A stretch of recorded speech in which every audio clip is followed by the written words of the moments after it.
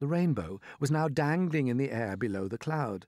The peach was also just below the level of the cloud, and it was heading directly towards the rainbow, travelling rather fast. "We're lost!" Miss Spider cried, wringing her feet again. "The end has come!" "I can't stand it!" wailed the earthworm. "Tell me what's happening!" "We're going to miss it!" shouted the ladybird. "No, we're not." "Yes, we are!" "Yes, yes, no, oh my heavens!" "Hold on, everybody!" James called out, and suddenly there was a tremendous thud as the peach went crashing into the top of the rainbow. This was followed by an awful splintering noise as the enormous rainbow snapped right across the middle and became two separate pieces. The next thing that happened was extremely unfortunate. The ropes that the cloudmen had been using for lowering the rainbow got tangled up with the silk strings that went up from the peach to the seagulls. The peach was trapped. Panic and pandemonium broke out among the travellers, and James Henry Trotter, glancing up quickly, saw the faces of 1,000 furious cloudmen peering down at him over the edge of the cloud. The faces had almost no shape at all because of the long white hairs that covered them. There were no noses, no mouths, no ears, no chins, only the eyes were visible in each face, two small black eyes glinting malevolently through the hairs. Then came the most frightening thing of all. One cloudman, a huge hairy creature who must have been 14 feet tall at least, suddenly stood up and made a tremendous leap off the side of the cloud, trying to get to one of the silk strings above the peach. James and his friends saw him go flying through the air above them, his arms outstretched in front of him, reaching for the nearest string, and they saw him grab it and cling to it with his hands and legs, and then, very, very slowly, hand over hand, he began to come down the string. "Mercy! Help! Save us!" cried the ladybird. "He's coming down to eat us!" wailed the old green grasshopper. "Jump overboard!" "Then eat the earthworm first!" shouted the centipede. "It's no good eating me. I'm full of bones like a kipper." "Centipede!" yelled James. "Quickly, bite through that string, the one he's coming down on."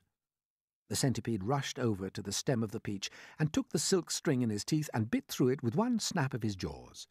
Immediately, far above them, a single seagull was seen to come away from the rest of the flock and go flying off with a long string trailing from its neck. And clinging desperately to the end of the string, shouting and cursing with fury, was the huge, hairy cloudman.